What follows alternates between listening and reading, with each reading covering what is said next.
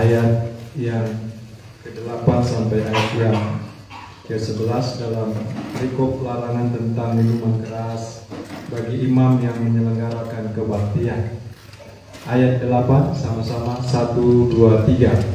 Tuhan berfirman kepada Harun, janganlah engkau minum anggur atau minuman keras, engkau serta anak-anak, bila kamu masuk ke dalam kemah pertemuan, supaya jangan kamu mati. itulah suatu ketetapan Untuk selamanya bagi kamu turun-temurun. Haruslah kamu dapat membedakan antara yang kudus dengan yang tidak kudus, antara yang najis dengan yang tidak najis. Dan haruslah kamu dapat mengajarkan kepada orang Israel segala ketetapan yang telah difirmankan Tuhan kepada mereka dengan perantaraan Musa. Amin. Silakan duduk. Yang berbahagia adalah setiap kita yang membaca, merenungkan, dan melakukan firman Tuhan. Shalom. Shalom. Sekali lagi shalom. Shalom. Ya, Bapak Ibu Saudara yang saya kasih dalam nama Tuhan Yesus, hari ini kita mau bersama-sama merenungkan firman Tuhan yang telah kita baca dalam Imamat tadi pasal yang ke-10 ayat 8 sampai dengan ayat 11. Tema kita hari ini sesuai dengan apa yang dibuat dalam warta tentang kepekaan rohani. Ya, Bapak Ibu Saudara yang saya kasih dalam nama Tuhan Yesus Kristus, di dalam kitab Imamat kalau kita baca dan kita sudah membaca ya di dalam pembacaan Alkitab kita setiap hari dari perjanjian lama sampai perjanjian baru, dan kita sudah memasuki pembacaan bersama-sama dalam putaran yang ketiga, betul ya? Yang ketiga, dan ada di kitab Kejadian saat ini. Nah, Bapak Ibu Saudara, tentu kita membaca dalam kitab Imamat. Ya, kalau kita membaca berulang-ulang, maka kita akan melihat ada banyak hal yang kita dapat, khusus dalam kitab Imamat, di mana di sana dijelaskan tentang hal korban persembahan dan juga tentang pentingnya kekudusan hidup di dalam kehidupan umat Israel, umat Allah.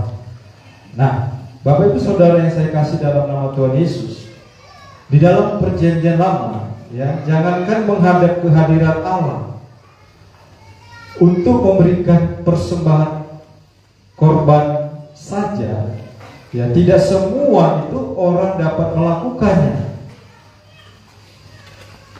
Tidak semua orang dapat melakukannya. Hanya orang-orang yang dipilih Tuhan, atau yang dikatakan, atau para imam yang menjaga hidupnya tetap kudus di hadapan Allah, yang layak datang kepada Allah. Atau juga orang-orang yang masuk dalam ruang Maha Kudus itu bukanlah orang-orang sembarangan pada waktu itu, pada zaman perjanjian lama. Nah, sedangkan orang-orang yang cacat, yang bercacat badannya, ya, secara fisik pada waktu itu tidak boleh masuk dalam hadirat Allah, atau juga untuk melayani yang dipercayakan pada waktu itu. Nah, kalau kita membaca dalam kitab Imamat pasal 21, ya, di sana kita akan melihat, Bapak Saudara, bahwa ada jenis-jenis bermacam-macam dikatakan cacat rohani di situ, Bapak Ibu Saudara.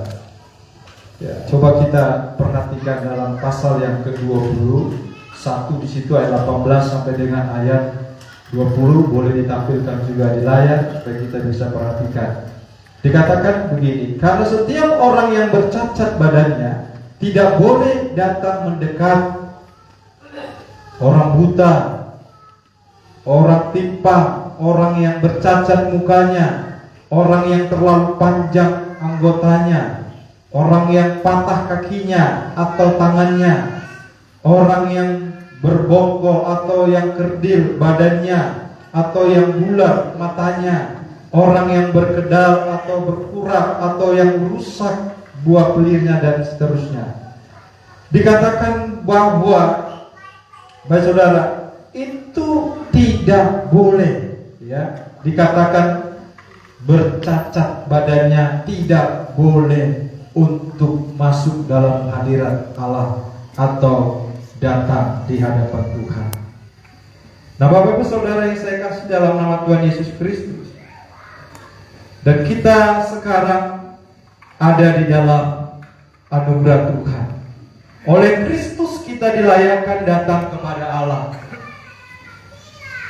Kristus telah membuka suatu dasar yang baru untuk kita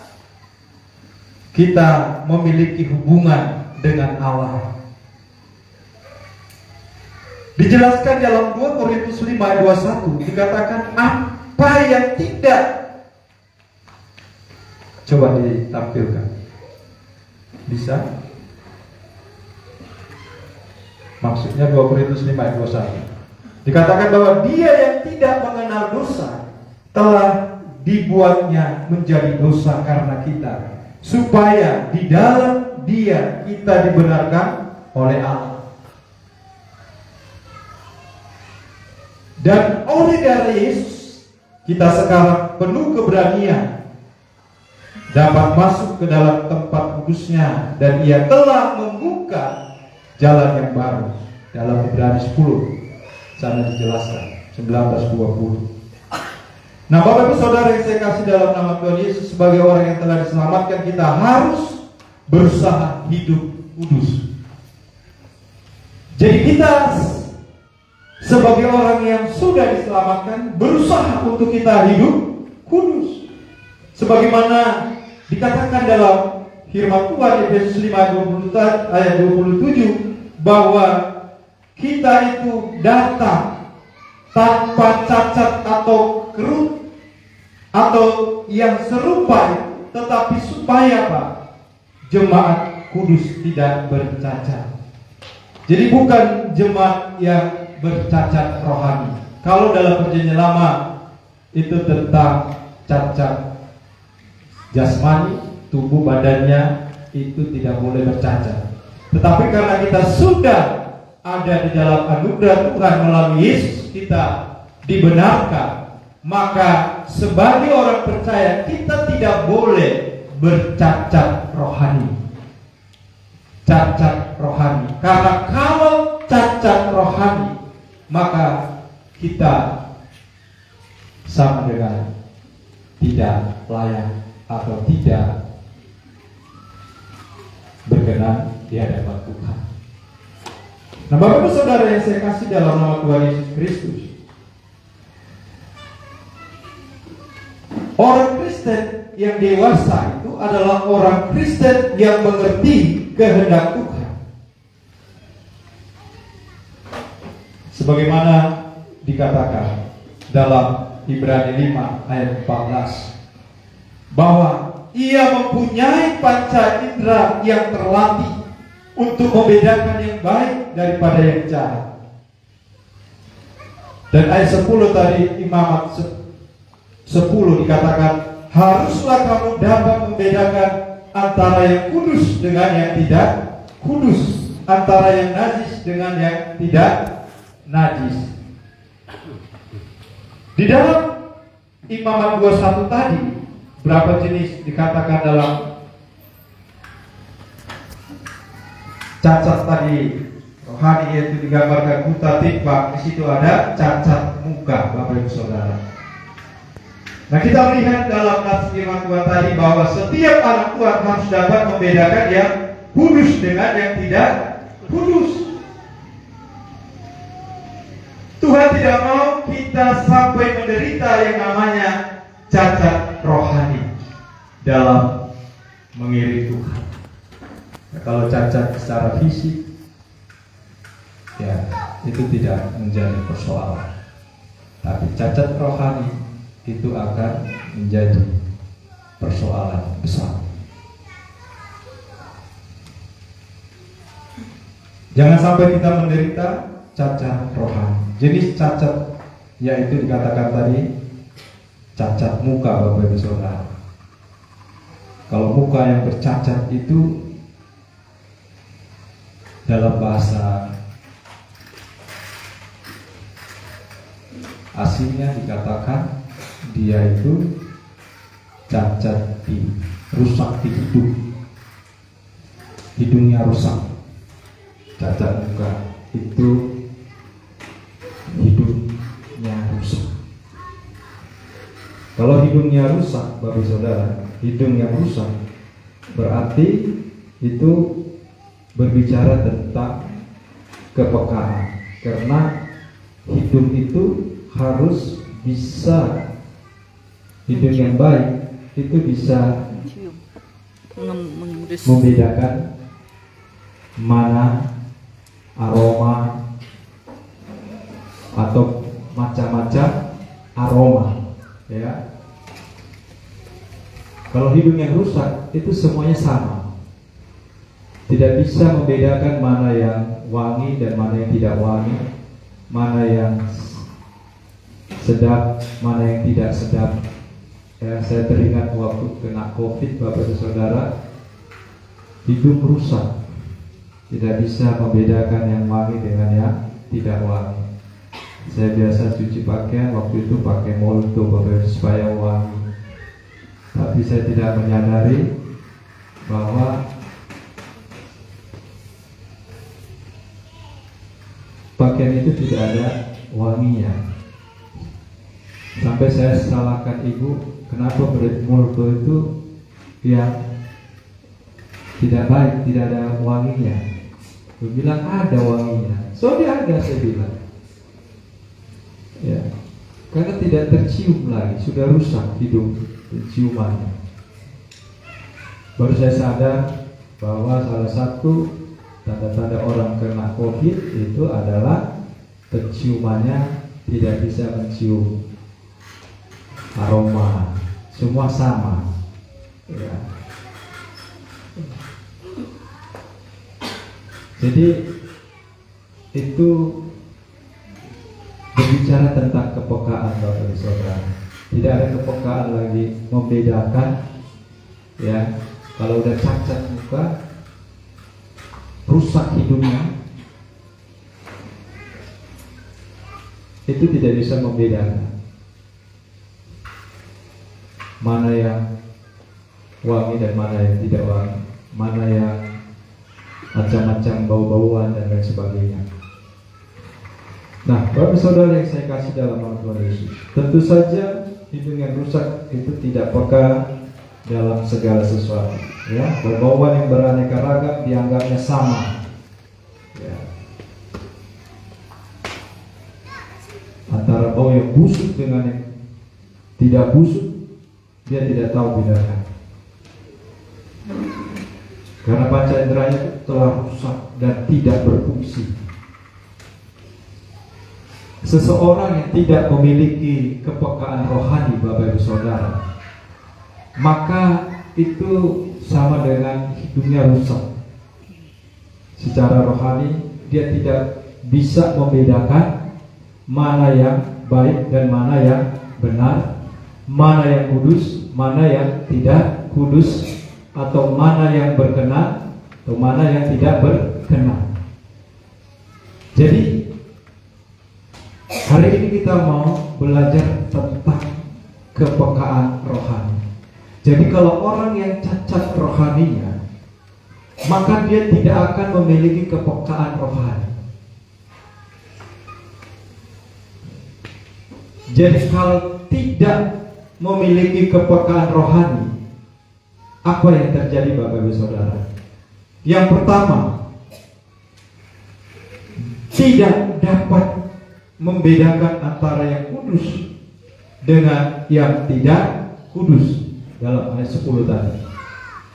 Dan dijelaskan di dalam Ibrani 5:14 tadi, dia tidak memiliki panca indera yang terlatih untuk membedakan yang baik daripada yang jahat. Jadi kalau kita memiliki kepekaan rohani, bisa membedakan yang kudus dan yang tidak kudus, atau memiliki panca indera yang terlatih, membedakan yang baik daripada yang jahat. Kalau kita memiliki kepekaan rohani, dan bukan hanya sekedar membedakan Bapak Ibu Saudara, tetapi orang yang memiliki kepekaan rohani itu, dia bisa juga melakukan yang baik. Jadi ada kepekaan. Ya. Tahu dosa dengan yang tidak dosa, tahu yang jahat dengan yang tidak jahat. Misalnya begini dalam hidup sehari-hari, kalau kita memiliki kepekaan rohani, karena bicara tentang kudus Bapak Ibu Saudara, bukan sekedar mulut atau kata kita yang kudus, tetapi seluruh hidup kita, apa yang kita lakukan dalam memberi pun kita harus, pemberian kita itu kudus di hadapan kita. Nah, jadi kita bisa membedakan yang kudus dan yang tidak kudus, yang baik atau yang tidak baik, yang berkenan atau tidak yang berkenan. Dalam hidup sehari-hari kita tahu mana yang kudus dan mana yang tidak kudus. Misalnya, apa yang saya alami dalam hidup sehari-hari waktu berjalan dengan Tuhan. Kalau dulu saya, Bapak Ibu Saudara, suka berjudi, suka mabuk, begitu, suka merokok, suka mencuri. Jadi itu bagi saya dulu itu hal yang biasa, sama saja. Jadi sama saja. Saya tidak merasa itu dosa, saya tidak merasa itu hal yang tidak kudus atau hal yang ya ini baik atau tidak baik, berkenan atau tidak berkenan, itu sama saja. Jadi Bapak Saudara, ketika mulai hidup dengan Tuhan, ya ada kepekaan. Karena nanti pertemuan kedua saya ingin ini minggu depan, pertemuan kedua itu membahas tentang bagaimana supaya memiliki kepekaan. Tapi sekarang kita membahas, merenungkan tentang kalau kita tidak memiliki kepekaan rohani, atau kalau kita memiliki kepekaan rohani, kita bisa membedakan yang kudus dan yang tidak kudus, yang jahat dengan yang tidak jahat. Saudara, ketika kita membicarakan tentang seseorang yang tidak baik, itu adalah hal yang tidak berkenan atau tidak kudus. Tapi ini perlu kepekaan. Yang namanya kepekaan rohani, dia tahu ini tidak boleh, ini boleh. Namanya kepekaan. Tapi kalau tetap saja ditabrak, tetap saja dilakukan, itu karena tidak punya kepekaan. Misalnya Bapak Ibu Saudara datang beribadah, itu karena kepekaan rohani. Oh, hari ini Tuhan berkenan dan Tuhan mau saya datang beribadah. Tapi bagi orang yang tidak datang beribadah, bagi dia itu hal yang biasa dan tidak ada kepekaan rohani kalau ibadah itu berguna, penting bagi orang percaya. Jadi kepekaan rohani itu perlu Bapak Saudara. Jadi kalau kita tidak memiliki kepekaan rohani, hal-hal rohani itu tidak terlalu menarik. Hal-hal rohani itu tidak terlalu dikejar. Tapi orang yang memiliki kepekaan rohani, dia akan kejar kemanapun dia akan datang. Jadi dia peka, oh ya ini untuk kebutuhan hidup iman saya. Oh ini ya untuk kemajuan pertumbuhan iman saya. Contoh Bapak Ibu Saudara, Bapak Ibu Saudara sebelum diajak baca Alkitab bersama, baca Alkitab enggak kira-kira? Secara rutin atau disiplin? Mungkin tidak terlalu, ya kan? Ada yang mungkin ya taat. Tapi Bapak Saudara, kalau kita memiliki kepekaan rohani, kita akan selalu peka. Oh ya, hari ini saya harus baca Alkitab, hari ini saya harus berdoa, hari ini saya harus merenungkan firman Tuhan. Karena ada kepekaan rohani. Sekalipun ada di tengah situasi yang sulit, yang sibuk dalam hidup kita, kepekaan rohani itu akan mengingatkan kita, oh ya, melakukan yang baik.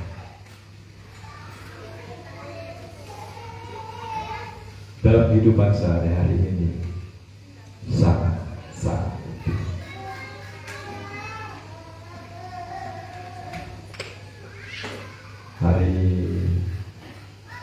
Hari Senin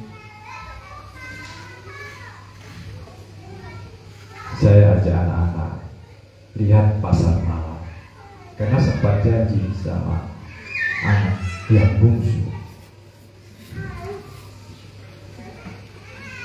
Kamis. Jadi hari Kamis ya, maaf, hari Kamis habis ibadah gitu ya. Lalu saya ya sudahlah, kalau udah buat janji sama anak-anak, bapak saudara, memang susah untuk batalkan. Resikonya kalau sudah sempat janji, ya, janji gak jalan-jalan, ya pasar. Pameran lah, betul, pameran. Kami ada 6 orang,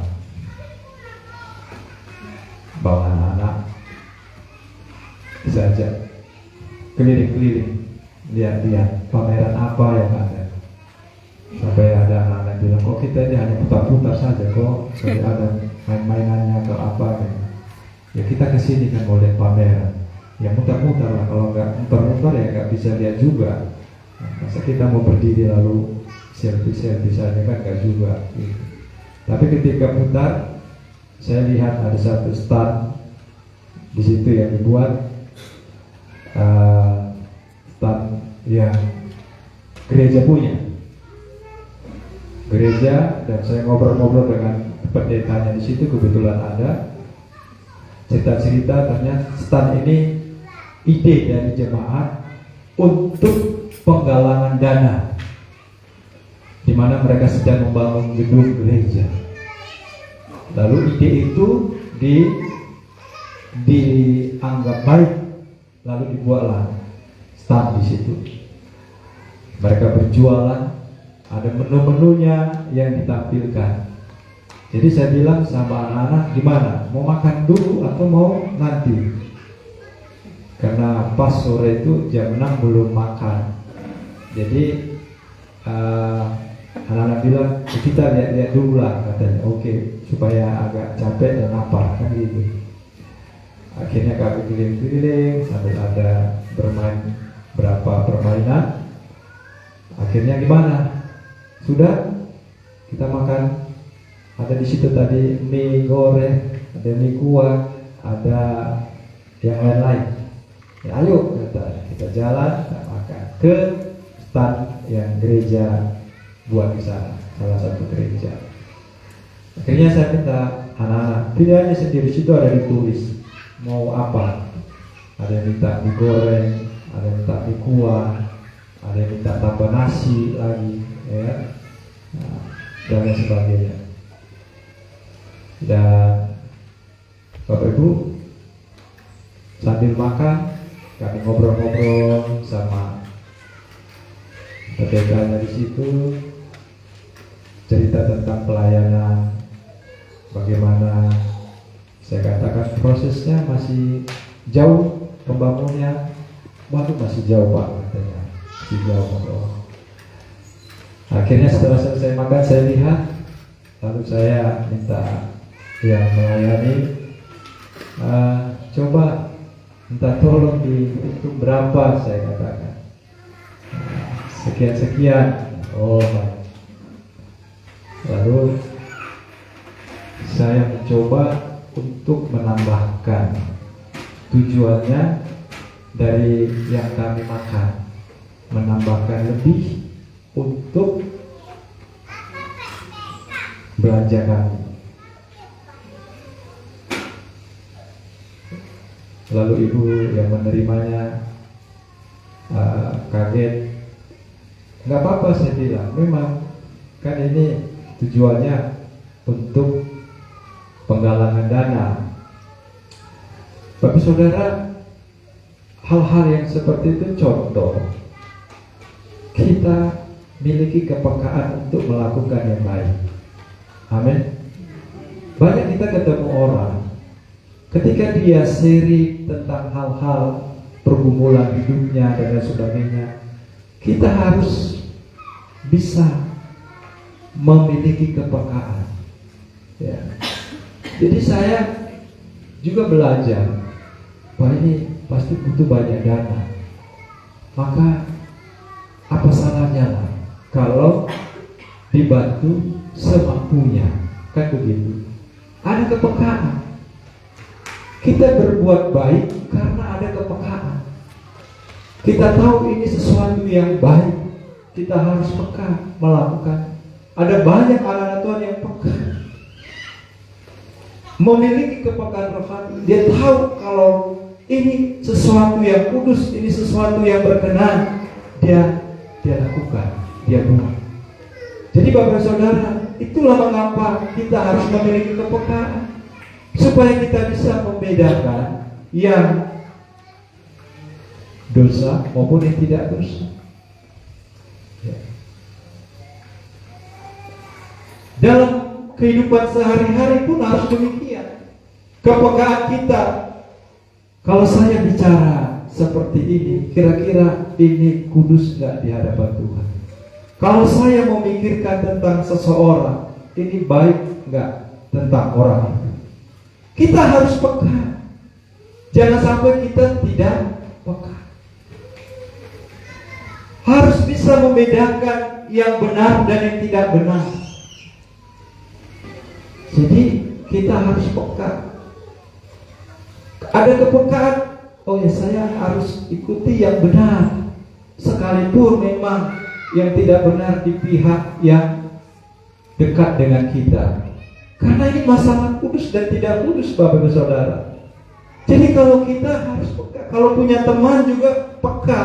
Ini teman yang harus saya pertahankan atau tidak dalam pergaulan. Kan kemarin kita sudah dapat pengajaran. Boleh berteman dengan semua orang, tetapi dalam hal bergaul kita harus hati-hati. Jangan sampai teman bergaul kita, teman tukar berpikir kita, sharing kita, orang-orang yang tidak menjaga hidup kudus, orang-orang yang tidak menjaga hidup dekat dengan Tuhan. Sekalipun Bapak Ibu Saudara, mungkin itu keluarga kita. Ya. Jadi Tuhan mau supaya kita ini bisa membedakan yang kudus dan yang tidak kudus, yang jahat mau yang tidak jahat. Harus bisa. Nah, yang kedua, kalau kita memiliki kepekaan rohani, kita bisa membedakan pengajaran yang sesat dan pengajaran yang benar. Sekarang ini Bapak Saudara, pengajaran sesat begitu menjamur, banyak sekali pengajaran sesat. Satu saat saya pergi ke persekutuan doa, datanglah hamba Tuhan dari dia bercerita tentang garam dalam perjanjian lama. Garam itu dipakai untuk diajarkan kepada yang hadir di situ, semua anggota persekutuan. Kalau Bapak Ibu mau diberkati Tuhan, semakin kaya dan lebih kaya, harus adakan perjanjian garam. Saya agak kaget dan menunggu selanjutnya apa yang mau dikatakan. Dia katakan, hari ini kita buat perjanjian garam dengan Tuhan supaya kita tambah diberkati Tuhan. Tolong tuan rumah ambil garam, ambillah garam dari dapur. Jadi tuangkan nanti garam melingkar, duduknya melingkar begitu di tengah-tengah begini. Ambil garam, bukti bahwa kita buat perjanjian garam. Ambil garam. Katakan komitmen saat menaruh garam. Berapa komitmennya? 1 juta, 2 juta, 3 juta, terserah. Lebih banyak, maka itu Tuhan akan berkati lebih banyak. Bapak Ibu Saudara, kalau tidak ada kepekaan rohani di sana, tidak bisa bedakan yang sesat mana yang tidak sesat. Pengajaran diiming-iming supaya cepat kaya, diiming-iming supaya cepat bertambah kekayaannya.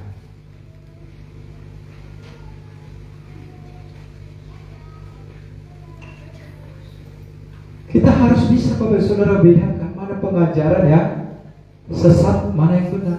Pengajaran yang benar itu selalu berpusat kepada Kristus. Kristus menjadi pusat sentralnya. Kalau tidak ada Yesus di sana ditinggikan, itu sesat, Bapak Saudara. Penekanannya tentang pribadi seseorang itu. Misalnya begini, Bapak Saudara, nanti kalau ada yang mengajarkan tentang bahasa roh misalnya gitu. Bahasa roh, kamu tidak bisa bahasa roh. Tidak, mau bisa bahasa roh? Iya, kursus. Seperti kursus bahasa Inggris. Ya.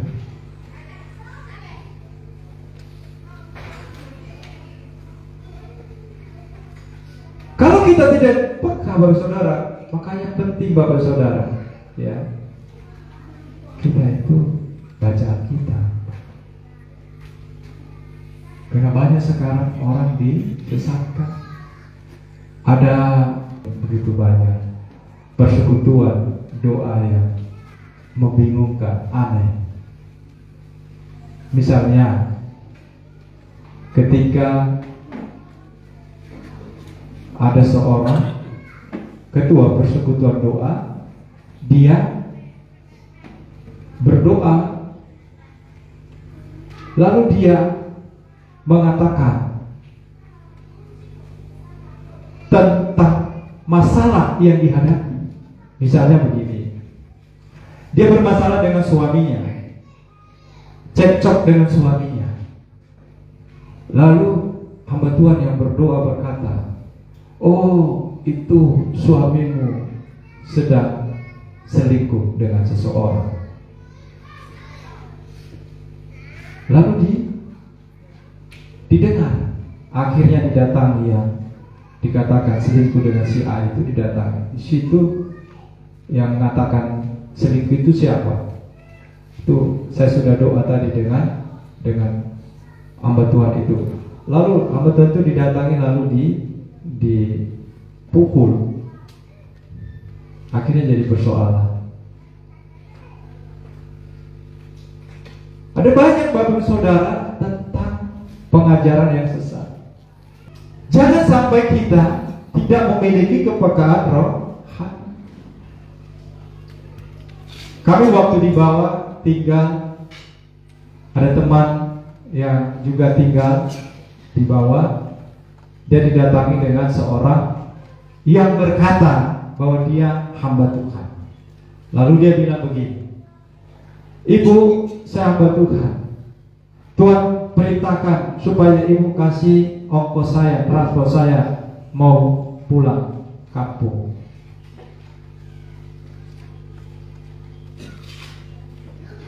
Kalau tidak punya kepekaan, benar nggak itu dari Tuhan? Kalau dari Tuhan, Bapak Ibu Saudara, ketika dia bicara, Tuhan beritakan, dia juga bicara kepada kita. Tuhan juga berbicara kepada saya. Sama ketika, Bapak Ibu Saudara, ketika Saul ya mau diurapi, Itu Bapak Saudara jelas. Sama ketika juga Bapak Saudara, kalau kita baca kisah Kornelius, ketika dia juga Tuhan berbicara kepadanya, Tuhan juga bicara kepada Petrus. Jadi sama-sama berbicara. Jadi kita harus bisa membedakan pengajaran yang benar dan mana pengajaran yang sesat. Jadi penekanannya kepada Kristus. Kalau kepada hanya sebatas doktrin Bapak Saudara, itu bisa menyimpang. Karena doktrin itu hasil dari pikiran atau tafsiran manusia. Tapi kalau kita kepada Kristus, maka seluruh kitab Perjanjian Lama dan Perjanjian Baru itu digenapi di dalam Kristus. Jadi kalau kita hidup seperti Kristus, maka kita hidup seperti Perjanjian Lama dan Perjanjian Baru. Tapi kalau kita tidak berpusat kepada Kristus dalam hal contoh mengasihi, kita mengasihi karena kasih Kristus, karena Kristus mengasihi kita. Jadi kalau saya mengasihi seseorang yang jahat kepada saya, itu karena Kristus, bukan karena saya. Saya bisa memaafkan orang sejahat apapun, itu karena Kristus yang sudah mengampuni saya. Jadi bukan lagi berdasarkan pikiran saya. Jadi kita harus memiliki kepekaan rohani agar bisa bedakan, oh ini ajaran sesat, ini yang benar. Bapak Saudara, memang tidak mudah, ya, tidak mudah. Makanya nanti saya akan jelaskan supaya kita bisa memiliki kepekaan rohani. Tapi kalau seseorang tidak memiliki kepekaan rohani, itulah bahaya atau dampaknya. Tidak bisa bedakan yang benar dan yang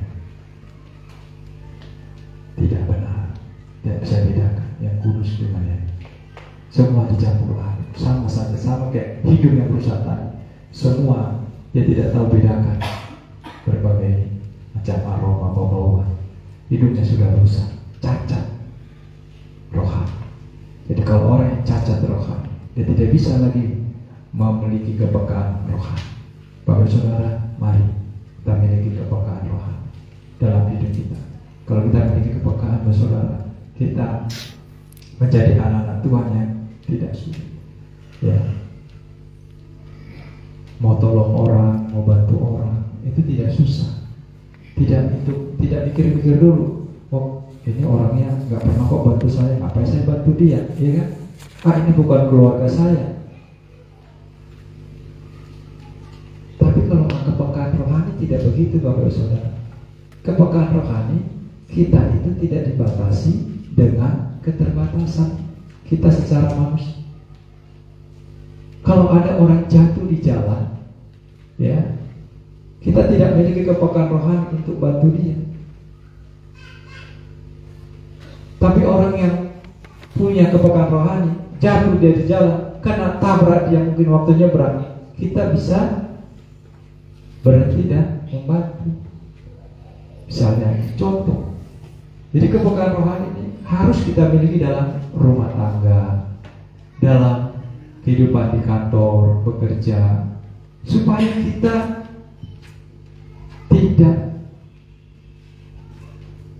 salah dalam langkah.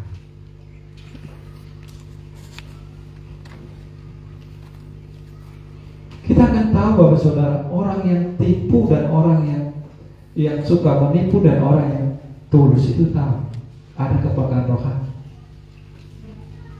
Itu akan dapat dirasakan. Ini orangnya benar nggak tulus, ini benar nggak orangnya baik gitu ya. Itu dirasakan. Kepekaan rohani bisa mendeteksi itu. Ini misalnya anak muda, khusus anak muda ya, karena anak muda banyak. Ada yang senang, ya suka mungkin mau dekati gitu. Kalau nggak punya kepekaan rohani, bisa berbahaya. Dia kira dia suka, ternyata ada sesuatu di balik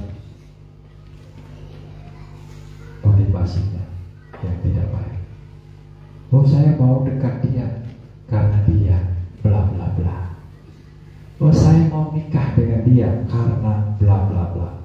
Jadi bukan itu akan dapat kita rasakan melalui kepekaan rohani. Jadi Bapak Ibu mari memiliki kepekaan rohani. Tuhan kasih kita kemampuan untuk membedakan mana yang baik dan mana tidak baik, mana yang kudus, mana yang tidak kudus. Nah, saudara semua punya HP ya? Punya. Hati-hati buat status di HP. Mana yang kudus, mana yang tidak kudus. Dan buat status di HP itu ya, status-status yang tidak membangun.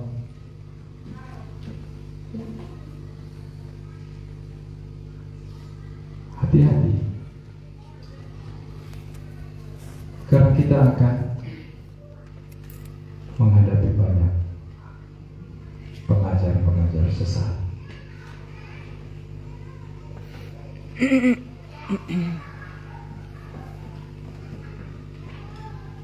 Ada satu story yang saya tidak terlalu suka ada story di WA, tapi tiba-tiba saya coba lihat karena teman juga sih.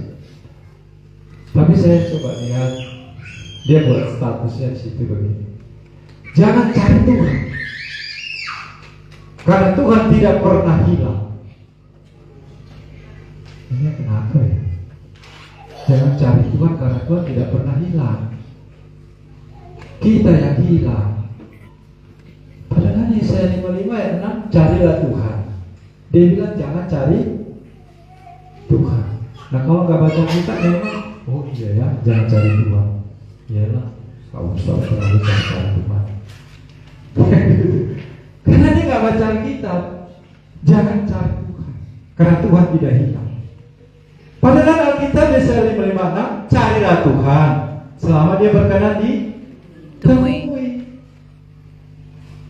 Tapi kenapa dia buat status jangan cari Tuhan? Tuhan gak hilang kok katanya. Kita yang suka hilang-hilang. Ya benar, kita sih suka yang hilang-hilang, tapi masalahnya adalah jangan cari Tuhan. Nah, ini bahaya ini. Ya. Jadi kalau Bapak Ibu Saudara dengar ini, ada nanti hamba Tuhan bilang, Tuhan bilang jangan cari Tuhan karena Tuhan tidak pernah hilang. Lu yang pernah hilang terus selama ini. Ya. Oh iya ya, iya. Berarti jangan cari Tuhan. Biar Tuhan cari saya. Hati-hati. Kita jangan mudah disesat dengan ya. Ini kalau satu-satu dibahas tidak akan pernah selesai karena jam terus berjalan. Ya. Baik. Hari ini kita belajar tentang kalau kita memiliki kepekaan rohani. Apa yang pertama?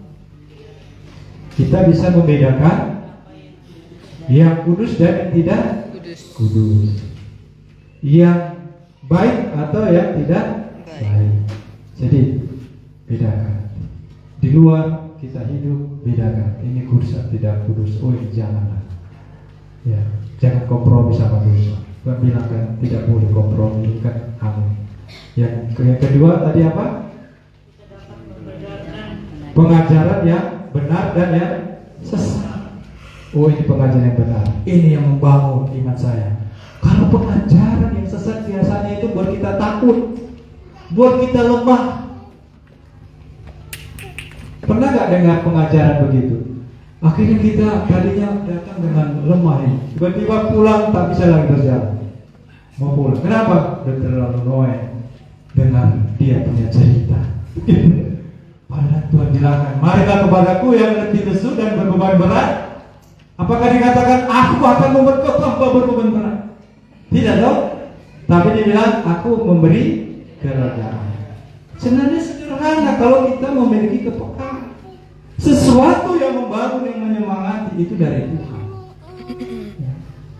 Sekalipun kita mungkin saat itu jatuh dalam dosa, Tuhan tidak langsung tikap kita di sini, bunuh kita di sini, mati ke surga. Karena kemarin sudah diingatkan. Tapi Tuhan mau memulihkan kita. Tuhan tidak mau kita binasa. Itu yang harus ini. Baik. Yang kedua, bagaimana kita agar kita bisa memiliki kepekaan rohani. Kita akan minggu depan, jangan sampai tidak datang, karena ini menjadi kunci untuk kita bisa memiliki kepekaan rohani. Bagaimana supaya kita bisa memiliki kepekaan rohani? Kalau tidak memiliki tadi yang dampaknya yang tadi yang kita bahas tadi, dua tadi itu. Tuhan berkati kita. Amin.